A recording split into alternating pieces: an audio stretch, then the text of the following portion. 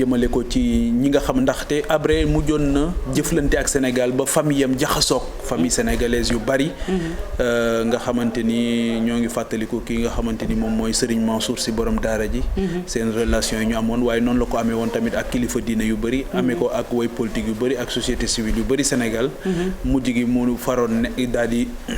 jëriñoo li nga xamante ni moom mooy hospitalité sénégalaise. ba mujjoon bokk fi nga xamante ni moom mooy Sénégal ba ni sunu borom jëlee bakkanam jaare ko ci li nga xamante ni moom mooy coronavirus bi soxna Faty mu nekk lu doy waar ñu koy jaale ay mbokkam. di ko jaale soxnaam yi. ak njabootam. di ñaan sunu borom subhaanahu wa taala fa mu jëm. gënal ko fi nga xamante ni foofu la jógee. amiin yaa rabbi ñu koy jaale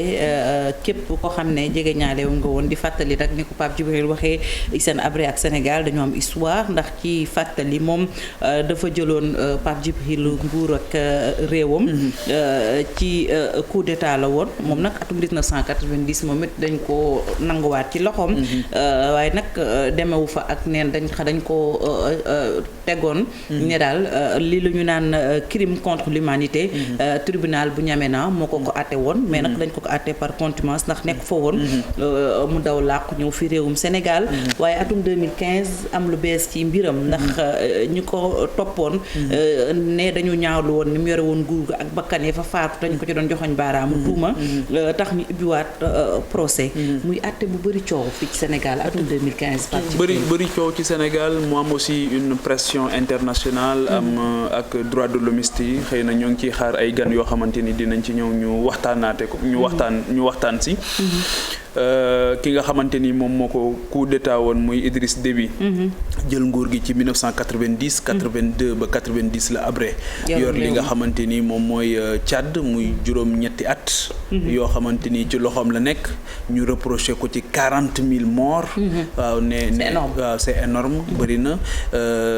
une commission d'enquête tchadienne aussi moom moo waxoon loolu ba nga xamante ni kii nga xamante ni moo ko wuutu moom moo ko tuumaaloon mu nekk loo xamante ni lu doy waar la loo xamante ni lu doy waar la maintenant est-ce que procès bi jaar na yoon patate chaude la ni nga ko waxee woon depuis le président Abdou Diouf moom wax dëgg géré na ko ba jóge fi le président Abdoulaye Wade moom tamit bi mu ñëwee daan nañ ko yëngal souvent après ñu tegaat ci suuf mais nag moo ngi sottee procès boobu ci président Macky Sall parce que jàppoon na ne les Africains devraient être jugés sur le sol africain ñoom alibi boobu la ñu amoon est-ce que jaar na ci yoon est-ce que respecté nañ li nga xamante ni moom mooy droit Hissène Habré ci kii bi est-ce que tamit ñañu tuddee woon ay victimes seen taxawaay amuloon instrumentalisation wala dara ndax pression bi bari woon na muy ñi nga xamante ni ñoom ñooy bailleurs yi mooy ñu waroon financer procès bi ñi nga xamante ni aussi mooy les parties prenantes yi nga xamante ni ñoo ci bokkoon donc ça allait au-delà d'un procès dafa mel ni tamit ki ñu doon àtte moom moo toll noonu ndax xam nga c'est jamais simple en Afrique et partout ailleurs d'ailleurs de juger un président waaw parce que tey jii boo demee ci dëkk yu mag dëkk yi ñu tuddee dëkk yu mag di nga fa gis président boo xamante ni mën na fa engager guerre ba jóge fa waaye da ngay gis ne souvent procès dina am nii rek waaye pour ñu juger la du lu simple waaw du lu simple wax dëgg fa yàlla ndax fa ngay nekk di jël décision waaye njiit moo diis waaw njiit moo diis ndax xëy na nit dina def musiba mais c'est parce que yow yaa ko jiite que yow yaa koy assumer waaw nit tamit mën na def excès de zèle parce que dafa nekk ci sa suufu kii waaye yow yaa koy assumer donc daal Hissène Habré moo ngi noonu mu nekk wax dëgg fa yàlla koo xamante ni mujjoon na bokk ci fi nga xamante ni moom mooy sunu réew Sénégal aussi am tradition avec les anciens chefs d'État africains waaw donc gis nga le président camerounais bi nga xamante ni moo ngi ñu denc fii ci Yoff donc yooyu yëpp nekk ay gis nga tamit président malien bi ATT moom tamit fii la mujjoon nekk ba ginnaaw bi mu delloo ba wuyu ju sunu borom donc nekk tamit benn terre d'hospitalité boo xamante ni je pense que ne day fàttali rek ne Afrique benn peuple la c'est ça waaw même si nous sommes des nations différentes benn peuple la te loolu tamit dañ cee war a am conscience bu baax a baax xam ne tey kii dem quelles que soient ses faiblesses quelles que soient erreurs yoo xamante ni mën nañ ko reprocher waaw ci ñun la bokk donc kenn koo xamante ni bokk na ci ñun kenn koo xamante ni bëggoon na askanam bëgg leen a jiite bëgg a soppi seen quotidien bëgg leen a dimbali moom moo yoroon yor nag dafa doy waar. waaw yor dafa doy waar surtout bu dee yor nga ci jamono boo xamante ni xëy na contrôle yi nga xamante ni yëpp war na am dina amul woon ci jamono boobu parce que dans les années 80 Fati en Afrique boobu pluralisme médiatique demeewul nii les droits de l'homme demeewul nii donc c'était extrêmement compliqué d'en avoir le cœur net par rapport ak li nga xamante ni moom la ñiy jiite di def ak yooyu waaye ak lu ci mën di am rek Afrique ñàkk na koo xamante ni dafa bokk ci ñooñu nga xamante ni jógoon nañ am yitte ci seen askan am yitte ci seen ëllëgu askan seen ëllëgu continent jël na doxal na juróom-ñetti at jàpp nañ ne na mu yore baaxul coup d'état ñëw na jële ko fa yàlla rek moom moo xam en réalité ce qui se passe verdict ñëw na condamné ko crime de guerre crime contre l'humanité acte de torture mu mel ni li gàll woon ci ndoddam bëri woon na quand même lu bari la woon lu bari la woon et quand on voit la triste fin de Idriss Déby moom tamit ñu rey ko da ngay gis ne daal ne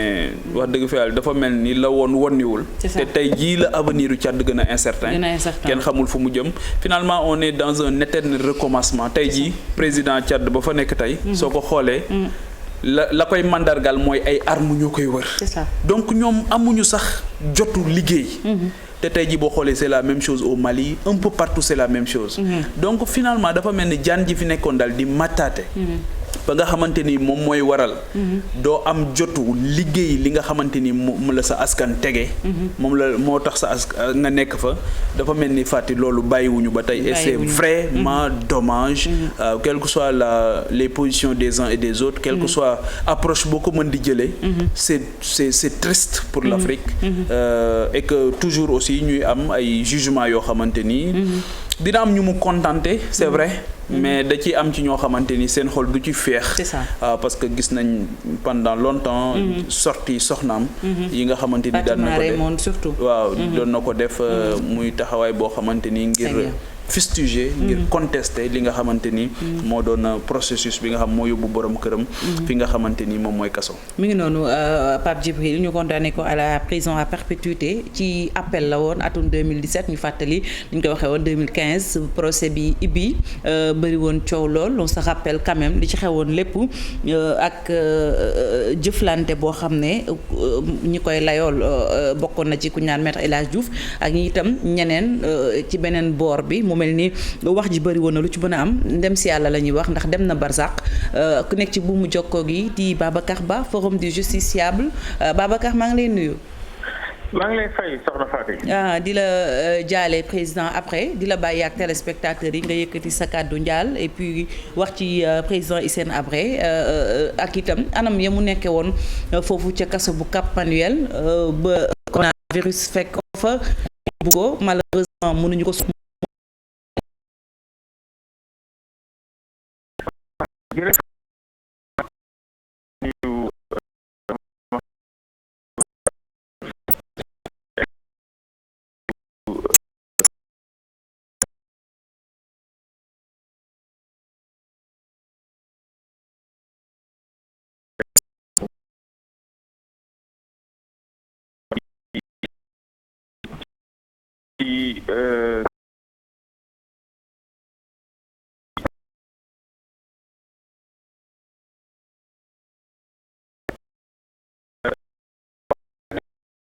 sorti mbir mi follow Sénégal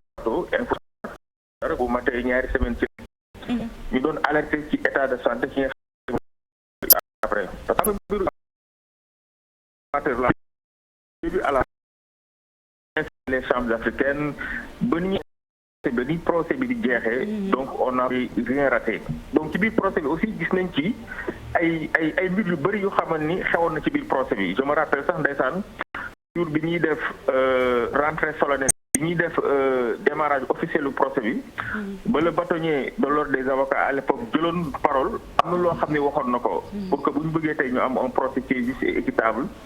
am na nit ñoo xam ne il fallait que ñu entendre leen donc mu am yu bëri yoo xam ni gisoon nañ ko ci biir procès bi gisoon nañ sax ci nga xam tey moom la ñuy wax Banjum nekkoon pratiquement un tortionnaire qui est vraiment connu bi ñu ñëwee gis nañ ko mu def témoignage dem donc mu amoon yu bëri yu ci am mais bi ñu xësee ba rendre une décision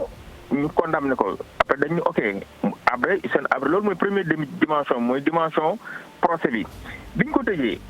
mu dem kaso alors quelque temps après ñu gis que ni effectivement état de santé am maytu ko mu nekk biir prison loolu mooy deuxième dimension bi xam nga nit aussi buñ la condamné ba teg la loxo dafa am ay mbir yoo xam ni dafa am loo xam ne dafay continuer nekk sa àq ak sa yelleef mooy tu as droit à la vie tu as droit à la santé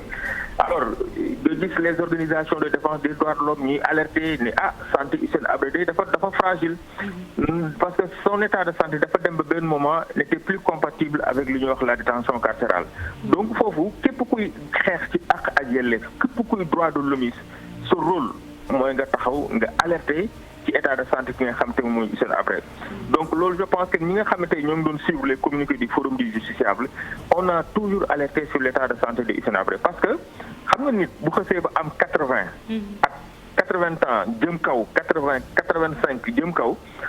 donc dafay commencer di traîner ay maladies et jurisprudence sax dafa wane que ni des fois ci yenn réew yi nga xam ne c'est des états vraiment développés yoo xam ne sax démocratie dafa am solo da ngay gis yenn at yi boo ko amee dañ lay dispenser même bu ñu la condamné dañ lay dispenser à ce que yow nga dem purger sa peine fa nga xam te moom mooy biir kaso donc gis nañ fi ay kilifa yu bëri yoo xam ne bu ñu leen tegee loxo dañ leen di assigner à une résidence surveillée donc ñun son état est plus compatible avec la détention carcérale. On a récemment ci organisation de défense des droits de l'homme ci mel ni RADDHO bu Sadikh Niasse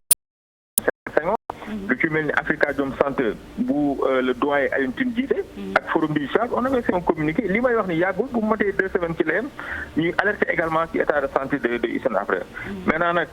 comme li ñuy wax rek ñun yëfu nit lañ def mooy que ni droit de l'homme gis nañ koo xam ne wax dëgg yàlla teg nañ loi de santé mu nekk des fois même fii Sénégal y a des leaders politiques yoo xam ni bu ñu leen tegee loxo yóbbu leen Rebeuss ñu feebar ñu yóbbu leen avion spécial dañuy génn ay communiqué on était dans le rôle et on l'a fait maintenant ki yàlla suñu borom moom bakkan moo sàkk doomu aadama ko neexee aussi daf koy jël donc jàpp ko aussi yàlla suñu borom moom mooy benn civil doon ko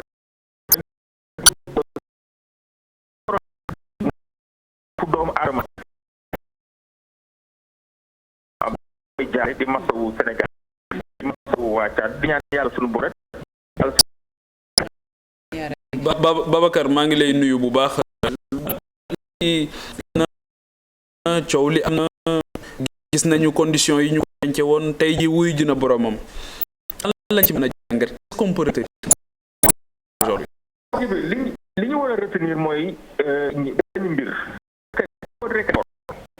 les organisations de défense des droits de l'homme bi njëkk par Djibril parce que c'est une organisation franchement très sérieuse rat ñaas ñoom aussi souvent bu ñuy wax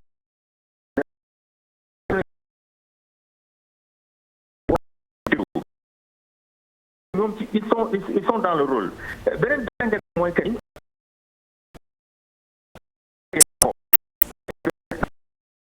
mooy la liberté muy droit à la vie dañuy continuer di ko garder tey bu fekkente ni dañuy jël nit ñu ko mu nekk biir prison je pense que ñu jël ay matuwaay kooku wax dëgg yàlla ñu mun ko mettre dans certaines conditions c'est vrai que biir ñu benn communiqué boo xam ni soxna de la République bi mu yëgee que ni Hissène Habré dafa am Covid l'État a déployé tous les moyens président de la def na def permettre ko ñu mën a nga xam te on salué mais je pense que ni bu ñu bàyyoon xel ci ginnaaw rek waroon nañ ko mën a defal benn résidence assigné à une résidence surveillée wala sax le bracelet fu mu nekk nii ñoo ngi ko bëgg a mettre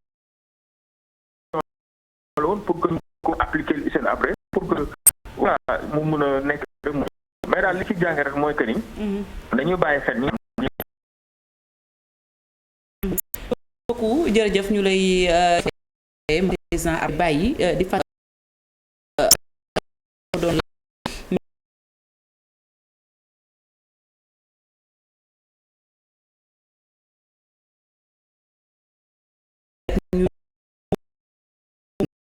président Macky Sall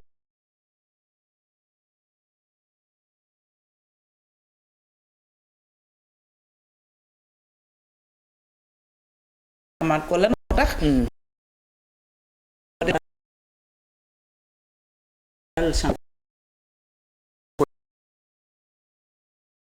mu mën ci prononcé wu et je pense que c'est extrêmement important pour ñi nga xamante ni seen yitte ay yoo xamante ni seen yitte moo daanaka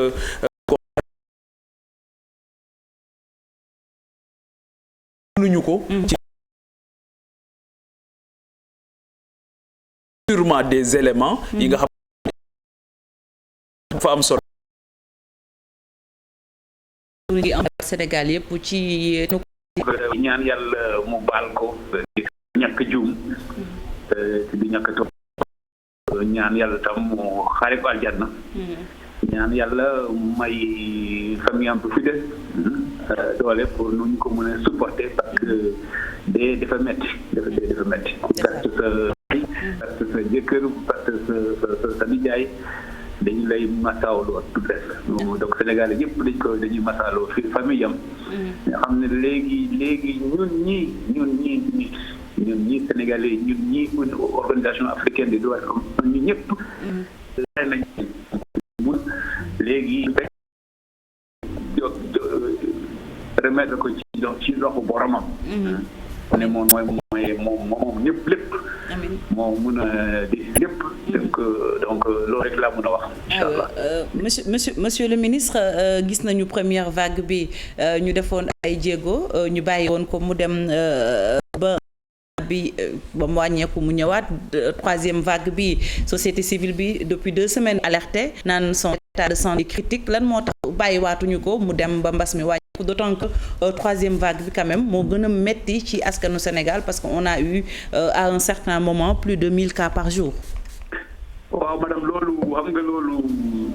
waa administration pénitentiaire ñàkk xalaat nañ ci loolu mais xam nga pour def loolu procédure lay laaj. procédure laa laaj mais lu ma la mën a waxaat ne tout simplement c'est que effectivement balaa waa société civile bi wax administration pénitentiaire ak madame après ak ñoo njëkk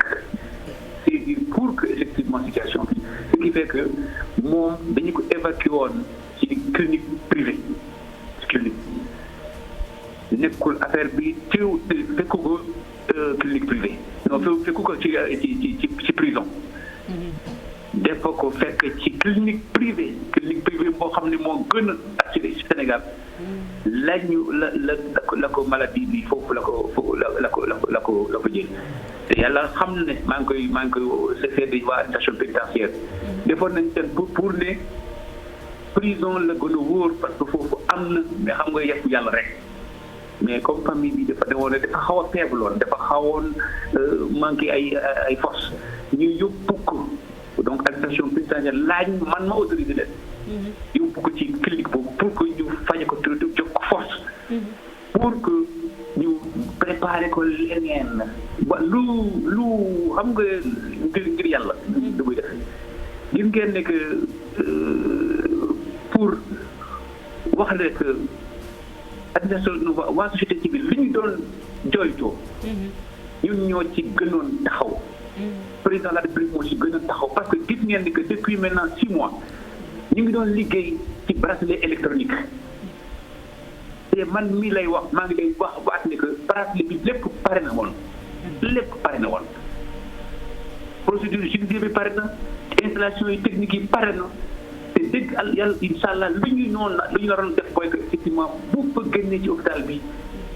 du dellu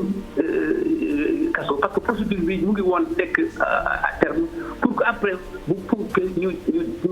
posé que bracelet électronique mu dellu këram ak bracelet électronique bi mais nag yàlla moom lu mu def dañ ci ànd rek mais noonu la problème bi noonu la demee te vraiment doon la bëgg ñëpp xam ne noonu la demee yéene bi décision bi noonu la woon noonu la woon institution présidentielle yi noonu la woon te loolu jaadu ak justice sénégalaise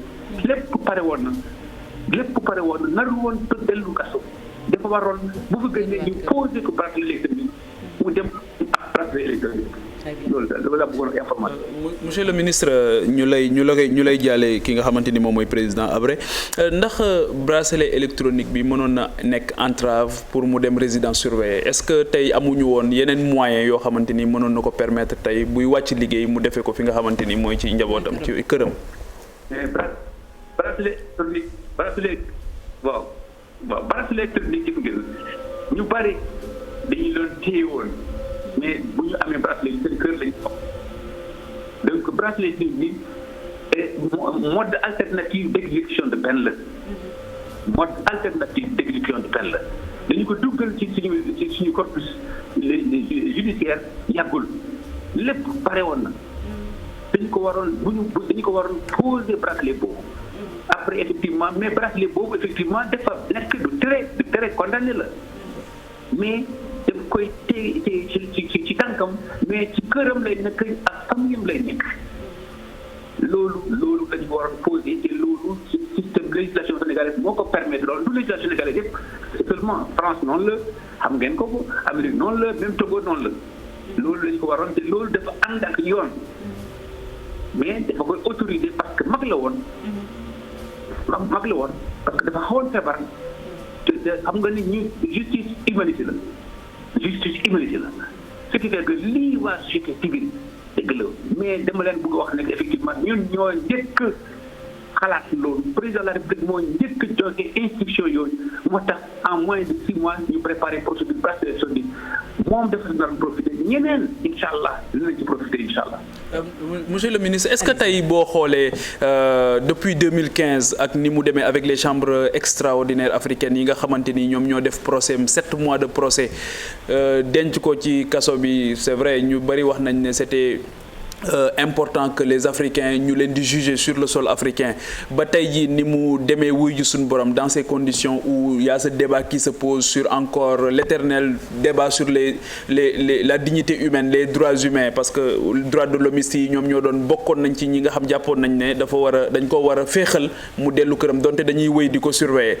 est-ce que tey en tant que garde des Sceaux le gouvernement du Sénégal amul ay regrets par rapport ak la procédure wala pour yéen jàpp ngeen ne tout s'est bien passé. Objectivement en tant que garde des Sceaux man du ma commenter décision de justice surtout décision de justice boo xam ne cour africaine moo ko rendre waaw ma di wax di ko def te du ma ko def lu ma mën a wax c'est que président de la République ak gouvernement am def nañu seen kattantaan pour effectivement faciliter jël côté humain bi xam ngeen ne effectivement première partie bu mu ñëwee kenn laaj ñu ko ñun ñoo jël effectivement def lu procédure pénale lu ñu autorisé la juge d'exécution bi peine bi ak administration pénitentiaire pour que ñu génne ko foofu lu parce que foofu ak woon sécurité attention dañu ko génne woon parce que dañu utiliser woon Cap Manuel pour mu jël ñoo xam ne dañu leen yóbbu mandat dépôt te bëgguñu leen dem yóbbu tëj prison directement parce que mën nañu ànd foofu mën nañu yóbbu foofu effectivement Covid bi donc dañu transformé woon camp pénal Cap Manuel comme lieu de transit te comme moom foofu la nekkoon ñu ne il faut ñu dindi ko foofu yóbbu ko këram pour effectivement mu assurer foofu détention loolu la ñu defoon mais yoon dafa ko fixé ay délai xam nga lu nekk yoon la ngay gouvernement ngay président da ngay obligé respecter yoon bi dafa procédure boobu dafa autorisé ay délai dafa ko fixé délai te juge bi moo fixé délai yi ce qui fait que délai yi pare il fallait que ñu yóbbuwaat ko prison est-ce que ñun lu mu la waxee ñun dañuy doon préparer suñu effectivement procédure pare na wallahi mun naa la wax dernière décision mooy que bu fa yàlla mayoon mu génn hôpital dañu ko waroon poser immédiatement bracelet électronique bi mu delloo effectivement këram pour exécuter penam këram loolu la ñu wax mais lu des nii mënuma ci maa ngi leen vraiment maa ngi présenter condoléances à tout le peuple sénégalais à la famille te wax ne que effectivement Hissène Habré en tout cas xam naa ne du rëcc lu mu décidé woon ñëw réfugié sénégalais parce que dëgg sénégalais def nañ seen teranga ba mu mot sëkk def nañ seen teranga ba mu mot sëkk mun naa la wax nekk loo xam ne même famille Habré parce que dañu Habré dafa nekk Sénégal dugg Sénégalais sëy Sénégalais am doomu Sénégalais famille Habré yëpp am nañu président dafa leen may nationalité sénégalaise ce qui fait que effectivement muy président de la République muy gouvernement muy peuple sénégalais seen jaan wàcc na def nañu lu ñu mënoon def en tant que gouvernement en tant que président en tant que peuple pour effectivement teral après lu des li yàlla la maa ngi leen di remercier. Très bien monsieur le ministre en résumé en français d'abord nos condoléances pour le rappel à Dieu du président Hissène Habré mais il faut juste rappeler que lors de la première vague le président Habré avait bénéficié d'une permission de sortie de prison pour une durée de 60 jours depuis 2 semaines la société civile sénégalaise alerte sur son état de santé cette même société civile demandait également sa permission de sortie et vous dites que l'État du Sénégal avait prévu tout cela. Madame,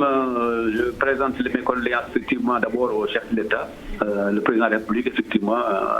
chef de l'État du Sénégal. Je présente l'État, tout le peuple sénégalais, je présente des condoléances effectivement à la famille Habré. Je confirme que effectivement, vous savez, nous sommes dans un état de droit, donc qui dit état de droit dit état de procédure. Tout est organisé. La première vague, comme vous le savez, vous l'avez dit, vous savez, il n'appartient pas au gouvernement de décider cela. Parce qu'Habré est condamné, Habré est tout simplement confié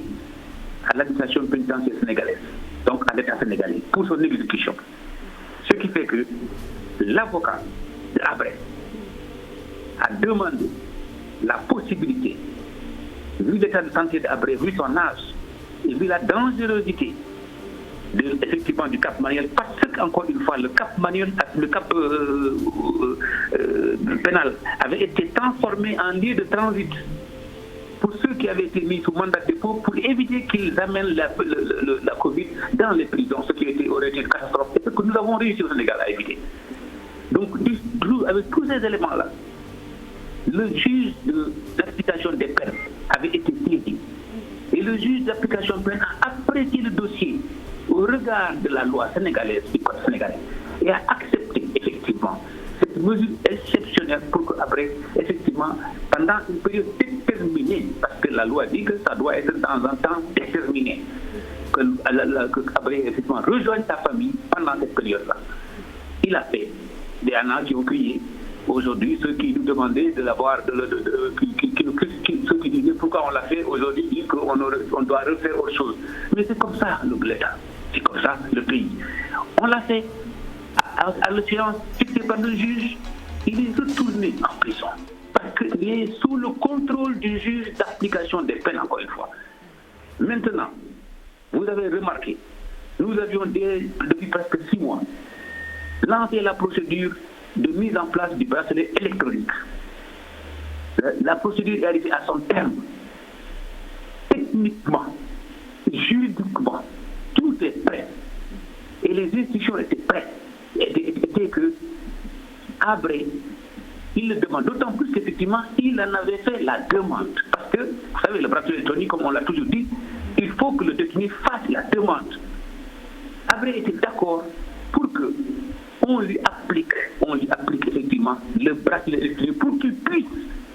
purger le reste de sa peine au milieu de sa famille chez lui. C'est ce qui a été décidé, c'est ce qu'il avait demandé et c'est ce qui avait été accepté. Donc le reste, ce que l'administration, je peux vous dire que nous, gouvernement et le chef de l'État, nous avions déjà anticipé tout cela. Parce que là, il faut préparer les textes. On ne peut pas imposer quelque chose comme ça. Les textes étaient prêts, mais ce que Dieu a décidé, personne ne peut aller à l'encontre. Mais la décision était que, vous savez encore une fois, je vous dis, c'est pas grave. Très bien. Merci. Habré oui, allez-y. a eu quelques faiblesses au niveau de sa cellule. Sa famille a de façon expresse demandé à ce qu'il ait la permission d'être transféré dans une clinique privée haut de gamme. Au regard du dossier, l'administration pénitentiaire était réticente parce qu'elle était convaincue qu'il y avait plus de sécurité sanitaire dans sa cellule que dans les cliniques privées. Mais vu la situation, on a accepté qu'effectivement, à la demande expresse de sa femme, qu'on l'évacue dans une clinique privée. Et c'est dans cette clinique privée-là, effectivement, qu'il a attrapé ce qui est, en fait, c'est là où son destin a été lié. Voilà la vérité, voilà ce qui s'est passé. C'est pour vous dire que le président de la République,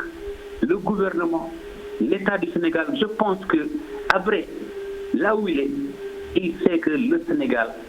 a été à la hauteur de sa teranga. Tout a été fait pour lui faciliter les choses. Tout a été fait jusqu'à ce que il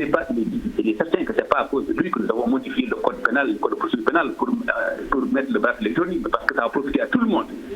Mais effectivement, peut-être que ça a précipité ça. Et donc, c'est pour vous dire que le nécessaire a été fait et qu'au Sénégal, madame, nous devons tous être fiers de la façon dont nous avons appris après. Malgré les pressions internationales, le Sénégal a tenu bon. Malgré toutes sortes de pressions, le Sénégal a tenu bon. Aujourd'hui, tout ce qu'on peut faire, c'est prier pour le repos de l'âme après. Maintenant, nous, le Sénégal, on a fait ce qu'on pouvait faire. Maintenant, il est remis entre les mains de son Seigneur, entre les mains de celui qui demain, nous serons tous remis. C'est tout ce que je peux vous dire, madame. Merci beaucoup. Merci beaucoup, monsieur le ministre. Nous vous souhaitons une très bonne journée. Encore une fois, inna lillahi wa inna ilayhi raji'un. La ñuy waxaat Pape Djibril dégg nga jëwriñ bi ñu denk wàllum yoon muy monsieur le ministre maître Malick Sall li mu wax ne nguur gi sax amoon na yéene bàyyi ko yóbbul ko bracelet électronique def ko daal loolu ñu naan résidence surveillée. waaw mu nekk la version officielle entendue du ministre de la Justice. Le fait est que xëy na bu doon yéene la tamit sottiwul processus la wax effectivement bracelet électronique bi c'est une autre façon de purger les peines mais de façon beaucoup plus élargie boo xam di nga mën a surtout ñi nga xamante ni am nañ ay raisons yu valable yoo xam juge bi dina ko apprécier ba xam ne kii kat mën nañ ko defal bracelet électronique. Donc on vient de l'apprendre ne wax na ne bu féexoon bu wéeroon du delluwaat kaso. Bu wéeroon xam naa bu wéeroon kon day tombeek mbir mi mat sëkk bracelet bi daal di sotti. ba ñu intégré ko. mu nekk loo xamante ni encore une fois. Tout ce qu'on peut dire c'est que loolu amul. wax na aussi les dispositions yi nga xamante ni yëpp président de la République mu ngi ci woon. pour ñu mettre ko dans les meilleures conditions. aussi bien ci fi ñu koy fajee que fa mu nekkoon ci biir kaso bi. ba nga xamante ni dina mën a purger sa peine de la façon la plus en respectant sa dignité. Parce que quel que soit alpha aussi la dignité de l'individu elle est fondamentale. On rawatina koo xamante ni jàpp nañ ne kilifa la woon. boo xamante ni ci beneen réew la jóge ñëw ci sa réew. nekk fi def fi ay at yoo xamante ni yu bëree bëri la. Voilà donc mais tudd na ko léegi il y a une pression internationale de part et d'autre. Il y a une pression internationale par rapport ak le procès il y a une pression internationale par rapport ak conditions de détention yi xëy na. Donc mais bon ce qui est évident. mooy que ne et ce qu'on constate. tey mooy que Hissène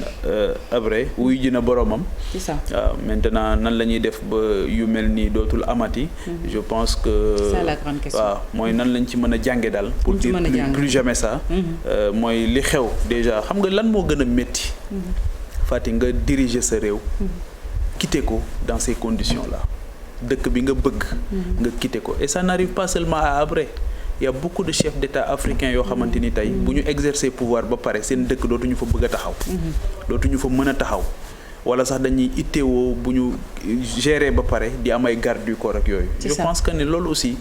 Afrique war nañ ko bàyyi xel y a tellement de chefs de xoolal li dal président burkinabé bi. moom waxuma la sax daw dëkkam. mais dafa daw ba changer nationalité.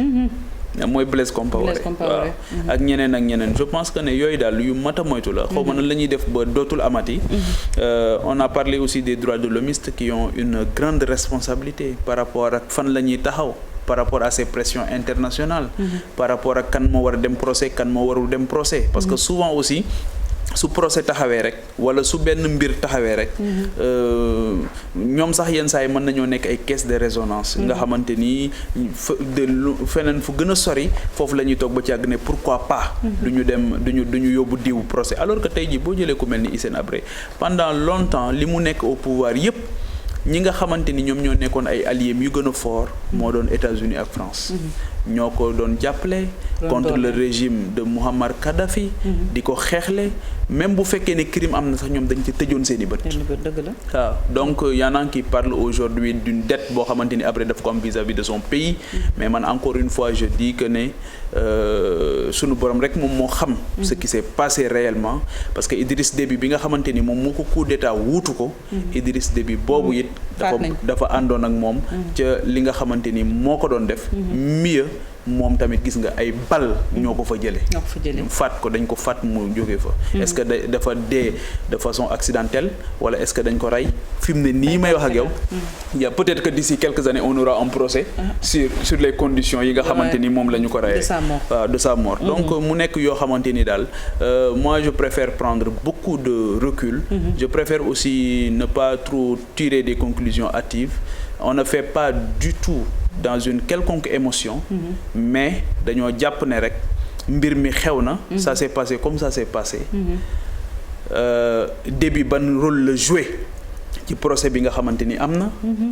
ñay victime ñañu ne ñooy représenté victime muy les 4000 victimes yi nga xamante ni ñoo constitué woon partie civile di dem ak ñëw ban responsabilité la loolu moom pour man yomal xiyam rek lay leere waaw am na ci loo xam yoma mais ce qui est essentiel mooy daal je pense que ne fii Habré tollu tey muy wuy ju sunu borom kenn ku ci nekk am nga ci sa bés loolu moo am solo donc képp koo xamante ni yor nga pouvoir de faire ou de défaire surtout pouvoir de juger waaw su boobaa na nga xool bu baax a baax li nga xamante ni yaa ngi koy juger parce que bés bi du jaas mukk day am et je pense que ne loolu la ñu war a jàpp mais Afrique daal wax dëgg war nañu xoolaat mbir yi waaw ba nga xamante ni yu mel nii dina parce que boo déggee ni le garde des Sceaux di waxee maître Malick Sall da ngay xam ne lii nii yëpp c'est une tristesse en réalité au-delà de la mort waaw c'est une tristesse waaw ci ni mu xewee nii nga xamante ni xewee na ko waaw ak xëy na li mu jóge woon feneen ñëw fii voilà c'est assez triste mais daal je pense que c'est l'Afrique qui est interpellée c'est la nouvelle génération de chefs d'État qui est interpellée aussi par rapport à leur responsabilité c'est la nouvelle génération aussi de juges qui est interpellée aussi par rapport à seen responsabilité ba nga xamante ni dinañ mën a éviter des situations pareilles. L'homme fort du N'Djamena daan nañ ko woowee aussi waaye ba mu jugee ci nguur gi li Pape Djibril wax atum 1990 ci la daw làqu ñëw ci réew mi mu waxaat moom it ay kaddu yi gën a xoolaat toggi nii fii ci dendub Afrique bi ndax Tchad googu mu fekk baax tey ji itam ni nga ko waxee Pape Djibril Idriss Déby ethno faatu na ci yan anam la faatoo nee nga peut-être fii ak at daañ ci xam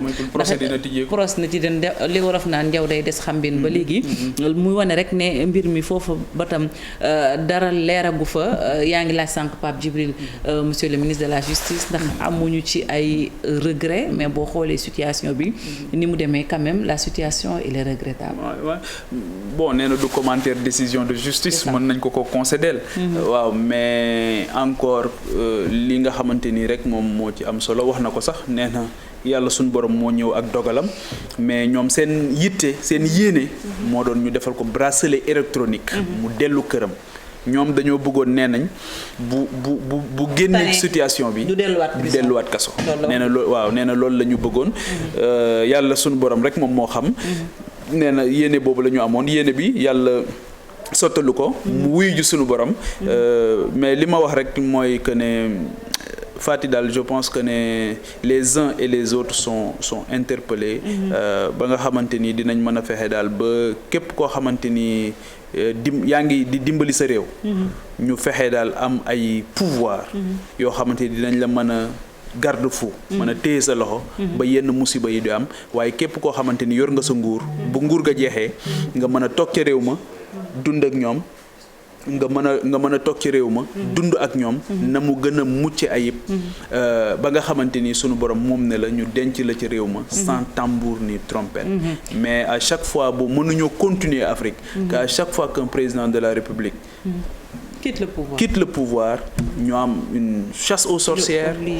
wala ñu lay bundu xataal yooyu daal war nañoo fexe daal ba cette élégance là xam nga tey ji boo xoolee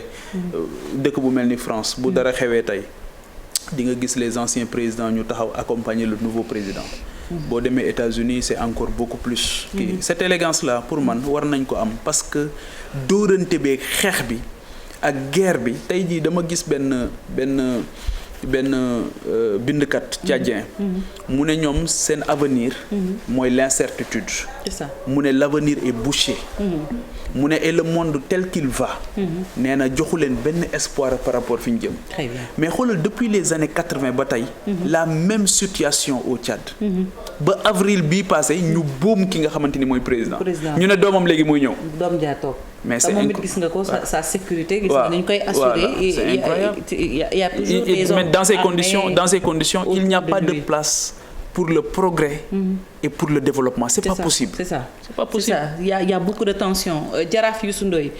mi ngi ci buumu jokkoo bi Jaraaf ñu ngi lay nuyu nu ngi leen a fay di la jaalewaat encore président Hissène Habré di la bàyyi ak téléspectateur yu télévision Futurs Médias nga yëkkati ci ay kàddu ci xibaar bu tiis bi dal ci suñu kaw waaw nu ngi leen a ziar allo maa ngi leen yow rek la ñuy déglu Jaraaf nu ngi leen di ziar di leen ñaanal yàlla yokk seen jàmm amiin yàlla mi dara teewul yàlla na yàlla jàppale leen Sénégal amiin may nu jàmm ju bare barke salaatul fatiha amiin yaa rabbi nun dey Wakaam am na nu su mettit Sénégal am na nu mettit nag benn sénégalais yéenewul lu ñaaw seen mais nun Wakaam yàgg na nu xaar pour que nu libéré ko comme ni ministre wax yàlla mu ñëw ak dogalam waaye nag ñun nii nu gisee wala Jaraaf ni mu gisee mooy nit mënul jiite am réew pendant des années ku dund si àdduna di nga def lu baax di nga def lu bon su fekkee dañ la giiñ kese lañ si am mais comme li Pape Djibril wax léegi dëgg la nit mënul di sonn pour réew te man lii man boo gisee ma gis ko parce que Hissène boo toogee ak moom rek nga xam ne ko bëgg réewum la juróomi minute soo ko toogee ak moom dina tuddal Tchad fukki yoon ak juróom-ñaar ku mel noonu nag sunu tolloo fu mel nii la gënoon mooy ñu tekk sa këram nañ ko tegoon sa këram rek ba mu ñëwaatee si këram ñu indi ko si affaire Covid bi la gënoon mooy ñu far bàyyi ka fa parce que nag jàmm lu dul jàmm ak gën c'est ça nuy jaale waa Tchad di jaale Sénégal yëpp kenn ku nekk xam ne nun su suñu bopp nun Sénégal amuñu xalaatu ñaaw yooyu waaye nag bu ëllëgatee parce que lii leçon la parce que jiite réew tollu fenn fi xëy mu si kaso yi di dee si kaso wala nga deewee sa hôpital ak kaso ba loolu rafetul d'accord Jaraaf doguma la yaa ngi naan Sénégal yëpp ñàkk nañ waaye Wakaam moo ci yow raw yan relation la amoon ak Wakaam ak population bi relation ba mu amoon mooy njabootam yëpp mu ngi toogoon Wakaam ñenn ñi ñaari kër yi mu yoroon même amoon na ay kër ñu luye woon fii si Touba Wakaam ay sëtam a ngi woon foofu man mii suma doom baay gi ñuy wax Momar Ndoy luye woon na ko moom pour ay famille am yi toog fii ñu toog fii si këram googu mu nekk si Touba Wakaam li jaadu te koorite mook nun tabaski mook nun nu ànd kànda gu rafet lii nga xamante ne mooy wax bi mooy Wakaam mooy ñàkk xam nan ka nangu nanu dogal yàlla waaye nun dañu bëgg pour que boo liggéeyee parce que lii xew nii sax Covid bii ñuy wax nii Fati nga baal ma mais jaaduwul ñu jël nit teg ci kaso ku deful dara man maa risqué loolu man waxuma sax moom mais sénégalais yi nekk ci kaso bi actuellement ak feebar bi fi mu toll dafa jaadu pour que ñu trier ku fa bor bàyyi nañ la war a génne ku affaire yi téye yi bàbbaaytu yooyu ñu arrêté ko te ñooñu génn feex su ko defee kaso bi feex parce que ñu ngi demandé pour que suñu diggante def ay 1 mètre ak nangam mesure ba yooyu ñu jël nañ ko jël ci biir kaso bi te génne tëji bàbbaaytu yooyu man pour man mais Hissène jullit la ku baax la ku nekkal nit ñi la waa këram yar na leen yar boo xamante ne dama ne di nga dem seeti ko sax te soo ko seetee jàmm kese nga fay fekk ku naw Sénégal la na ko woon man toog naa moom à maintes reprises mais gis naa ne bëgg na Sénégal bëgg boo xamante ne man sax dama doon xalaat billahi waaye nanu jàpp si yàlla xam ne seen yàlla ñu ko joxoon tëm te am na nit yu bari yu fiy jox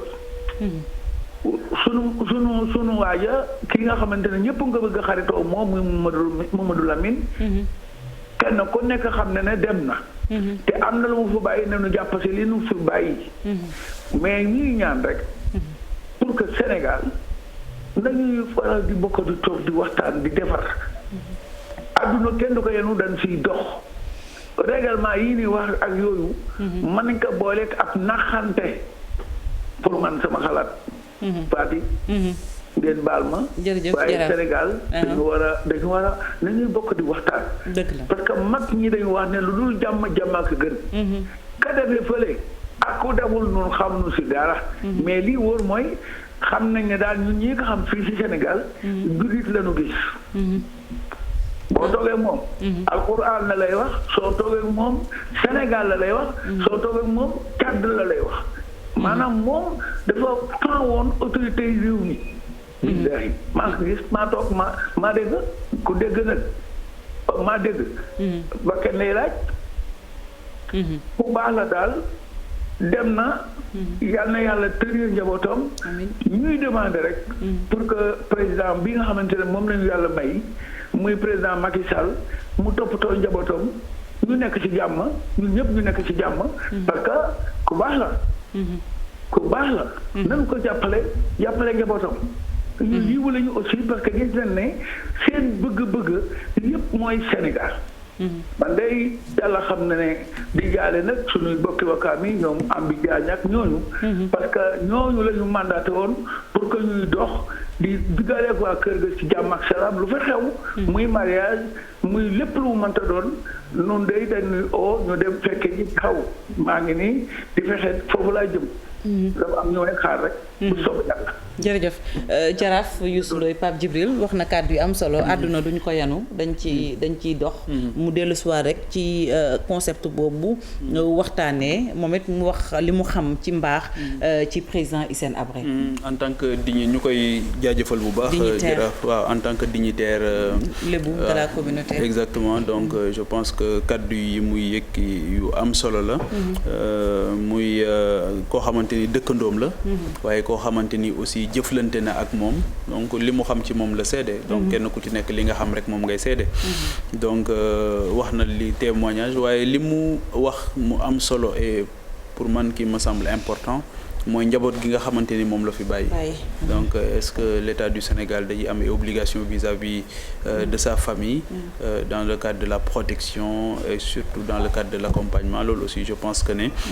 c'est juste une question humanitaire. waaw boo xamante ni lu am solo la. lu mat a bàyyi xel la. encore une fois di ko masawu dëkkandoom yi nga xamante ni ñoom la amoon fi nga xamante ni moom mooy Wakam parce que foofu la choisiroon vivre ak ñoom. wax na ko tamit et loolu lay revenir à chaque fois. gis nga pour man conquérir pouvoir Fati dafa métti. dafa métti dëgg la waaw. c'est-à-dire que jàpp naa ne nit du ko def. ci bañ askanam jàppuma loolu. waaw def ko ba pare xëy na mën nga ñëw ba maintenant dans la gestion nga détourner nga dévier. c'est ça waaw mais fondamentalement li ma jàpp mooy ku bëgg askanam yéene askanam mooy tegoo coono bu toll noonu ngir laaj li nga xamante ni moom mooy sa réew. surtout dans les années 80 nga xamante ni wax dëgg fa yàlla. boobu daanaka sax boo xoolee c'était des leader ñi nga xamante ni ñoo daan génne ci tribu yi nga xamante ni amoon nañ déjà une légitimité ñoom ñoo doon dem di concourir. donc suñ ñu bàyyee rek ñu ni neen am na ci yu bari yoo xamante ni xëy na mën a mais enjeu yi nga xamante ni souvent moom mooy am géopolitique sur les richesses ak yépp mooy tax souvent bu guerre bi di éclater sax doo ko yëg. et finalement malheureusement ñuy àgg dans des situations désastreuses. donc le débat tey li ma jàpp mooy du def na wala deful. ce qui est constant mooy que ñun xëy na bu doon Tchad la toog ñu jugé ko foofu mu faatoo foofu xëy na duñu ci am implication bi nga xamante ni moom lañ ci am mais histoire am dafa intimement liée avec l'histoire du Sénégal ni nga xamante ni noonu la ñu amee une histoire aussi qui est très liée avec le premier président camerounais Ahidjo bi nga xamante ni moom tamit moo ngi fii ci Yoff tey jii tëdd nga xamante ni fi la wàcce liggéey gis ngeen Amadou Toumani Touré aussi moo ngi woon Sénégal donc loolu yëpp pour wane rek ne Sénégal ci boppam ñoo am benn mission boo xamante ni ça va au-delà de nos frontières mooy une mission boo xamante ni ci wàllu leadership mais ci wàllu même yenn conflits yi bu ñu taxawaay bi ñu war a taxaw dëgg je pense que mën nañu rendre service bu baax a baax Afrique ci yu bari yoo xamante ni mën nañ ko éviter mais gàttandu ko avant muy agsi et boo seetaanee benn jour ci TV5 émission internationale boobu gis nga ne président Abdou Diouf wax na ne Blaise Compaoré li ko dal nii moom lañ ko doon éviter waaw moom lañ ko doon éviter moom la ko doon éviter donc defoon nañ ci ay jéego pour mu bañ a am te mënoon na bañ a am waaw moo tax daal c'est bien l'imam Abdou Aziz Sy doon wax c'est bien que souvent ngay am kuy téye sa loxo ba avant que l'irréparable n'arrive. Voilà Pape Djibril irréparable moom la ñëpp doon bañ bon lu ci mën a am rek borom bi ñëw na ak dogalam monsieur le ministre Amadou Tidiane Wane nekkoon ministre de la culture nekkoon également ambassadeur bu Sénégal excellence maa ngi lay nuyu. soxna si maa ngi lay fay. ñu yëkkati kàddu njaal jëmale ko ci sa jëmm ak askanu Sénégal yépp ci génnu àdduna président Habré d'abord sa réaction ci nouvelle bu triste bi dal ci fii ci Afrique. waaw li ñu njëkk a wax moo di inna lillahi wa inna ilayhi raji'un. ñun ñëpp ci yàlla la ñu jógee te ñun ñëpp ci yàlla la ñuy dellu ku nekk ak sa bés. waaye di jooy ak di naqarlu li nga xam ne lii tey dal na ci président Hissène Habré dal ko ci Tchad jal ko ci njabootam très bien di ko oui voilà monsieur le ministre waaw boo eggalee kàddu yi njaal gi rek mën nañu dugg ci waxtaan bi ñu nga bokk ci quand même sénégalais yi nga xam ne jël nañu seen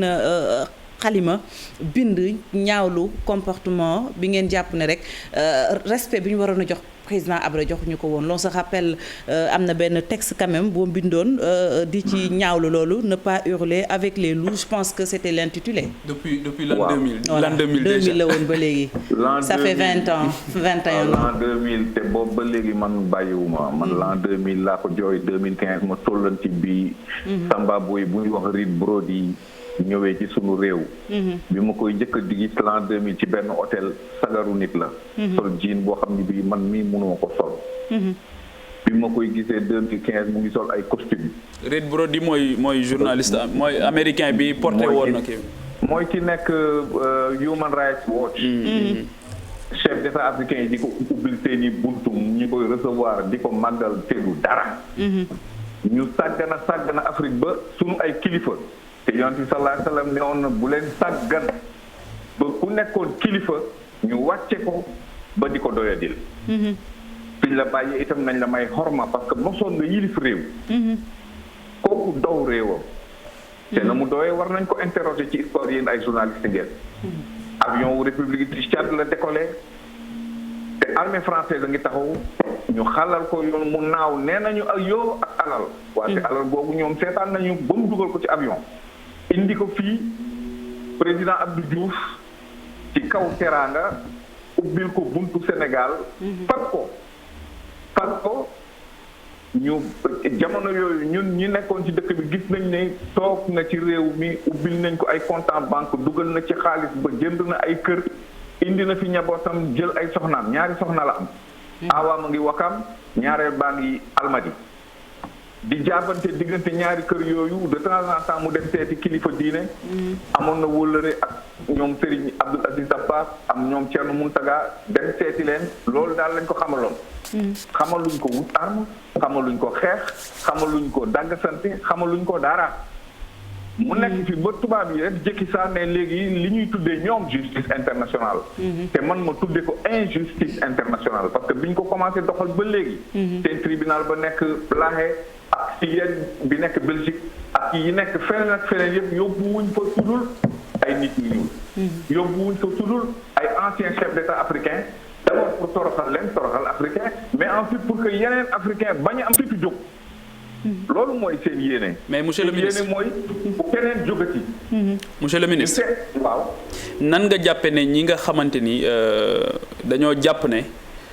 ndam la ci Afrique ñu mën a taxawal les chambres extraordinaires africaines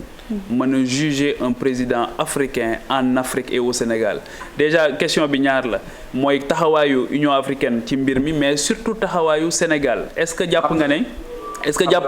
que jàpp nga ne parce que yéene boobu aussi bu ñu waxee ne président Abdou Diouf xëy na mënoon na ko bañ a am mais président Abdoulaye Wade à un moment donné agité woon nañ ko lan moo tax demul jusqu'au bout ak lan nga tax ne moom nga jàpp ne moo tax le président Macky Sall et son gouvernement dem jusqu'au bout en accueillant les chambres extraordinaires africaines. gis nga man yéegi fi ma yàlla dimbale ak ki ma toll am na ay caaxaan yoo xam ni du ma ci sonn parce que chambre africaine. xam nga justice ñoom dañu ne justice universelle lu tax ñuy africaniser une certaine forme de justice c'est parce que il y a eu dafa am ay nit yu jóg dénoncer la justice à géométrie variable bi nga xam ne bii tubaab yi dañ ko teg ñu ne ñu léegi nañu teg benn espèce u théâtre bu ñuy africaniser jël ay nit ñu ñuul def ca pour daganal loo xam ne lii ci jëmmu africain ci histoire africain ci gëm-gëmmu africain dafa war a xaraam nit ku ñu faat ci réew nit ku daw làqu kenn du ko làqi ñun loolu la ñu xam les dirigeants sont justiciables devant leur peuple tout peuple bi sàgganee ba mu daw ba ñëw fii moom yow président ay yow dafa ñëw fii parce que dafa yaakaar ne réew teraanga la jëm te réew teraanga soo fa demee ñu làq la kenn du la làqi lii précédent bu dangereux la Afrique ñun dañ ci amoon image te dañu war a am image boo xam ne ñun dañ ci war a fier président su dowee peuple sàggan na ba mu dem mais làqu ci sa réew defu fi su fi defoon benn délit ñu jàppe ko juge ko man du ma am lu ma ci wax mais koo xam ni kii dafa toog jàpp njàmburam croiser ay bras ngeen dem jëlee ko ci biir njabootam benn mën la li ma ci metti moo di ñun dañu suivre procès yi dañu suivre affaire bi dañ ko topp ba gis ne en réalité tey soo demee Tchad te loolu danañ ko gis ci ay fan yu ñëw ña ko fa bëgg bëri nañu de te ñu ngi yor ay armes di xeex fan yi rek am na ci ñoom ñu ne woon président bu ndaw bi falu te nga xam ni ay mbokk lañu sax ñoom war nañu def réconciliation nationale am ñoo xam ne ñii dañu teg ci table bi ne ko d'accord mais balaa ñuy réconcilier wu nañu lijjante kaawu président Habré kon DM bi problème la de peut-être que ñun mën nañu xam nga rek def langage diplomatique wër-wërloo jàpp suñu jàmbur mais fële ca réew mu jógee am na fa ay nit te nit ñooñu ñu ngi ci terrain bi te danañ ci xam ay mbir ci ay bés yu ñëw voilà. oui man kay li ma lay laaj rek mooy lan nga jàpp ne moom moo déterminant ba finalement procès bi am lan moo déterminant lan nga jàpp ne moom moo déterminant. ak lan lañ mën a jànge ci li nga xamante ni xew na ba mu bañatee am bu dee am na loo xamante ni du ci yoon. Pape Djibril man li ma jàpp moo di dirigeant africain yi nañu am fulla nañu am fayda du lu ñu la defloo nga def du lu ñu la waxloo nga wax am na lu defuwul. mu ngi mel ni l'histoire des góor jigéen la même système même mécanisme ci ay affaire ay organisation ay lobby ay presse ay yooyu la ñuy jaar di la ko pomper di la ko jox ci sa xel di la ko jox ci sa xel xam nga am na ku wax ne soo jëlee benn fen répété ko 10 000 fois mu nekkaat dëgg wala mu niru dëgg. nañu wut sunu politique médiatique wut sunu politique économique et culturelle wut sunu politique tout court ba nga xam ne bii. ñun on a un continent à développer. mënuñu nekk un continent entier. boo xam ne bii on est dans les liens de la servitude. loolu moo war a deñ li war a deñ moo di am lu tax man def yaakaar nga ne man mun naa tey dem France. wala jóge fii ak sama ONG dem France nee nañ jàpp Sarkozy pour li mu def li xalaatoo ko. sañ naa ko. xalaatoo ko. waaw parce que déjà samay mbokk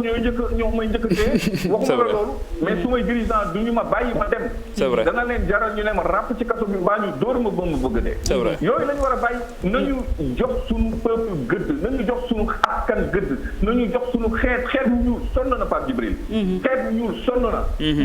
te ba tey jii xoolal rek on manipule. Pourquoi? Parce qu'effectivement, un petit État de 16 millions d'habitants, doo dara. Ce budget équivalent une université moyenne américaine. nga bëgg ne Biden sa homologue la du sa homologue. surgaam nga. loolu mooy dëgg. Union africaine bi ñu war a def depuis 1963 ñu sàggan ba OUA bi mag ñi créé woon ñu yàq ko. Au début de l'indépendance ñu amoon compagnie aérienne continentale ñu fexe ba yàq ko. suñu banque africaine de développement bi ca conseil d'administration bu tubaab yaa nga fa ne mbët. lu leen neex la ñuy def. ñun daal karawaatu. tukki 4488 foog nañ ne loolu mooy nguur. mais nguur dafay nangu san après armam la jël arme. c'est un chef de guerre qu'on a humilié. bu ñu nekk fi naan ñu wéy 40 000 victimes toog ci café yi dama leen doon gis man fii ci ay restaurant ay hôtel fii ñuy wax di prononcer mais ñu ci bëri ci ñoom rëccu nañu ak ñi datan rëccu nañu te man xam naa ci dara xam naa ci lu bëri. léegi nañu bàyyi lii daal. allez xol dafa jeex. gis nga maa ngi woon Saly vacances maa ngi nii di dawal di ñibbi. très bien. monsieur le ministre kon nga ne victime yooyu xam nga ci ñu bëri parce que même semaine bi ñu génn rek ñuy gis quand même yenn réaction ñoo xam ne y a même des sénégalais ñuy dellu si waat ne dañu subir quand même ay actes de torture venant du président Feu Hissène Habré. loolu gis naa ko. te am na ku ma laaj nee naa ko bëgg naa nga jox ma contact wu. ci ma di photo xamuma ko. mais bu fan yii rek dox naa am na kilifa ci affaire droit de l'homme bu ma dem seet yi man ne ko. man bëgg naa gis kii ñu toog ñu waxtaan. parce que bëgg naa comprendre. lan moo tax mu nekk victime. naka la jaaree ba nekk victime. gis nga guerre dafa am ay dégâts collatéraux. bul fàtte ne président Hissène Habré directeur de la sûreté moo doon Idriss Déby. kooku moo doon tëj di tijji di rey. pourtant moom mujj nekk président ba pare di financer ay ONG pour ñu dàq Hissène Habré nit da ngay maandu man jugé wu ma neewu ma ne victime yi am nañu raison wala am nañu tort ñaari dimension la sama intervention nekk. comme un Sénégalais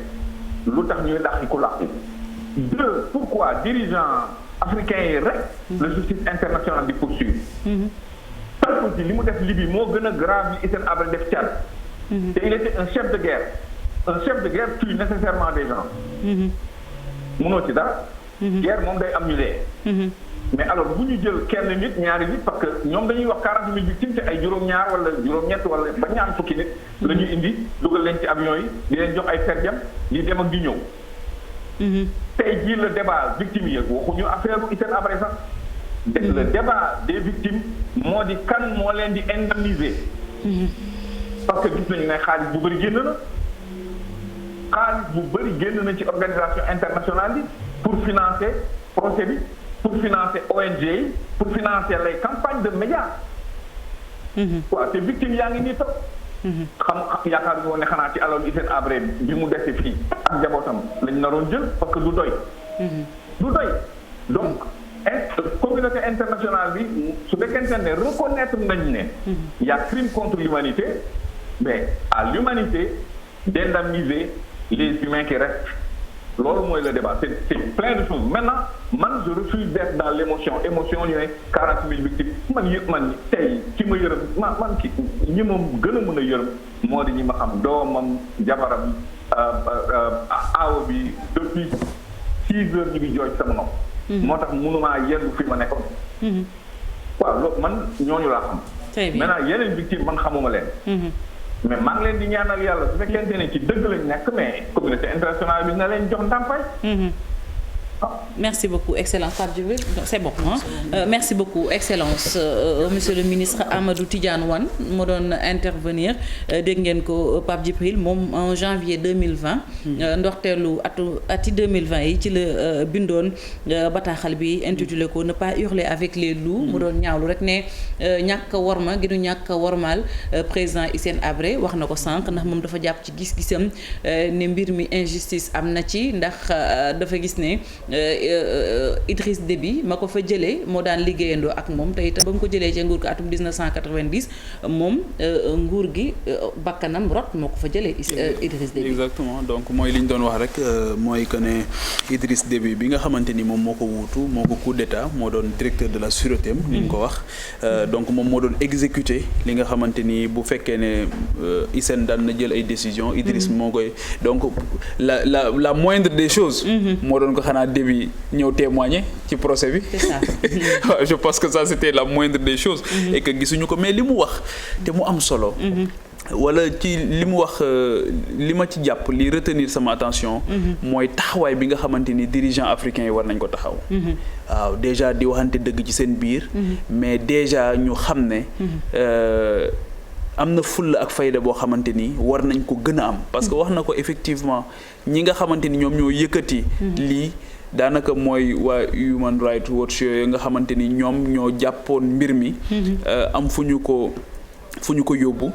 alors que la vérité mooy li ñu wax léegi c'est puissance occidentale muy France ak États-Unis ñoom ñoo béniroon li nga xamante ni moom mooy régime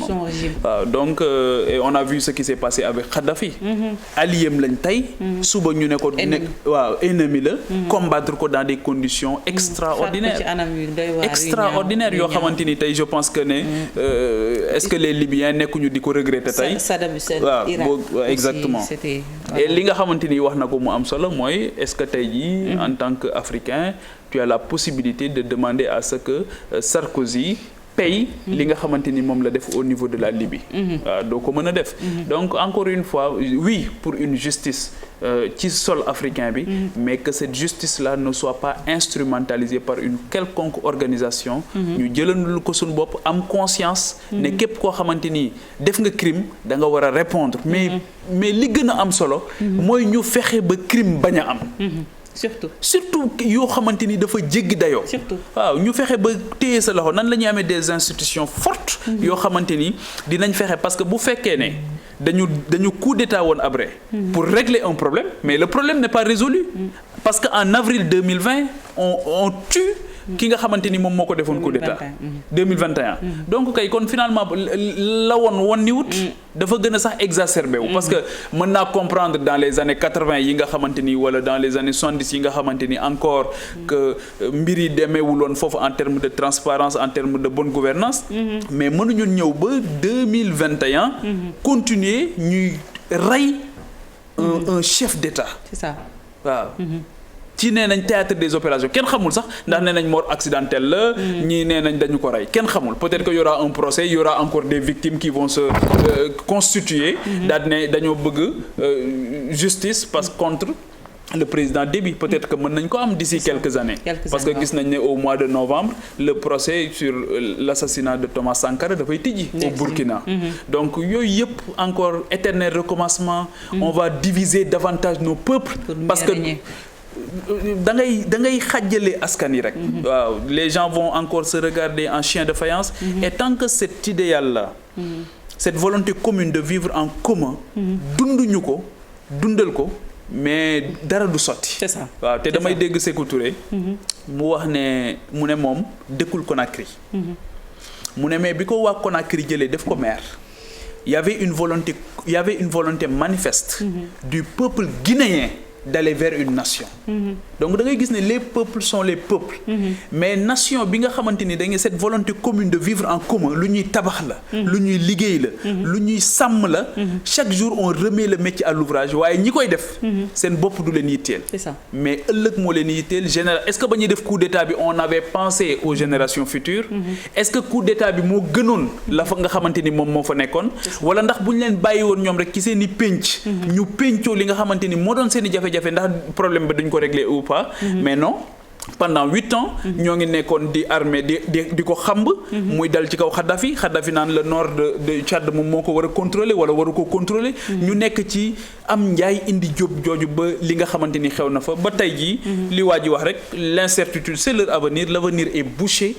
te gëw ma ne c'est encore demain la veille te lii Amadou Tidiane wan wax léegi ne tey jii ñu bari ñoo ngi commencé di revendiquer seen héritage ci Hissène Habré ça pose encore problème kii nee na day dem réconciliation ñu ne ko le préalable de la réconciliation c'est le pardon on n'oublie pas mais il faut pardonner donc je pense que ne yooyu yëpp encore c'est d'autres problèmes pour dire tout simplement que l'Afrique est interpellée la jeunesse africaine est interpellée les générations à venir am nañu responsabilité bu mag parce que su fekkee ne 20 ans encore au niveau du Tchad on doit encore tuer un président de la République ça pose problème en tout cas ñu ngi jaalewaat encore une fois askan bi yëpp ci tiis bi daal ndax bakkan moom saa yu rotee ak anam yamu roteek rek day nekk naqar ci ñëpp di jaajëfalaat encore une fois ñu doon intervenir ci édition spéciale bu gàtt bi ñu amal bokk na ca ku ñu naan maître Malick Sall di ministre de la justice monsieur le ministre ñu koy jaajëfal naka noonu itam excellence monsieur le ministre Amadou Tidiane Wane Babacar Ba bu forum du justiciable ak jaraaf Youssou Ndoye grand dignitaire bu communauté lébu jaajëfal encore sunu téléspectateurs yi desandi leen ak programme yu télévision Futur Média Pape Djibril merci beaucoup jërëjëf ci kanam 13h rédaction bi dina dellu siwaat gën koo yaatal ci xibaar yi ñu nar ci ànd ak Cheikh Diop jaa ngeen jëf mbokk yi di jéggaluwaat encore une fois di leen souhaiter une très bonne journée